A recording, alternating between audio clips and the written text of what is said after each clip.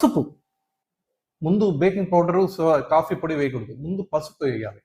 పసుపు 1 స్పూన్ వేయాలి. పసుపు వేశాక ఆ పసుపుని బాగా మిక్స్ చేయాలి. బేకింగ్ సోడా కొద్దిగా వేసుకోవాలి, పూర్తిగా వేయకూడదు, కొంచెమే వేయాలి. ఎక్కువ వేసారంటే పళ్ళు అరిగిపోతాయి, జాగ్రత్త. లాస్ట్లో 1 స్పూను కాఫీ పౌడర్. మన బాండల మీద కాస్త కాఫీ పొడిని వేడి చేసి ఫ్రై చేయండి. ఫ్రై చేసిన తర్వాత 1 స్పూను ఆ ఫ్రై చేసిన కాఫీ పొడిని 1 స్పూను ఈ మిశ్రమంలో కలపండి.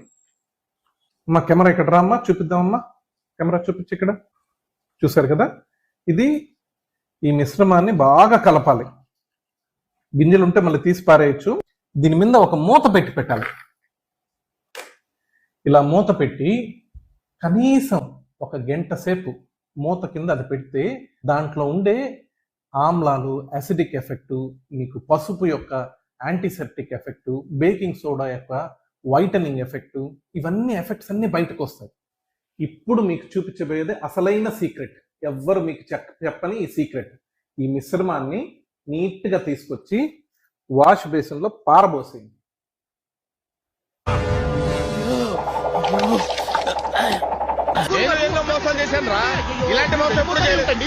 ఇదొక హఠాత్ పరిణామం, ఎవరు ఊహించినటువంటిది. మిశ్రమాన్ని పారబోసేసి హ్యాపీ డెంటల్కి రండి. హ్యాపీ డెంటల్లో ప్రొఫెషనల్ టీత్ వైటనింగ్ ప్రొసీజర్స్ ఉంటాయి.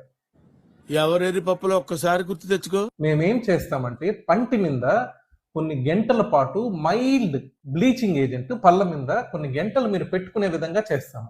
అలా చేయడం వల్ల స్లోగా పళ్ళు వైటనింగ్ అవుతాయి.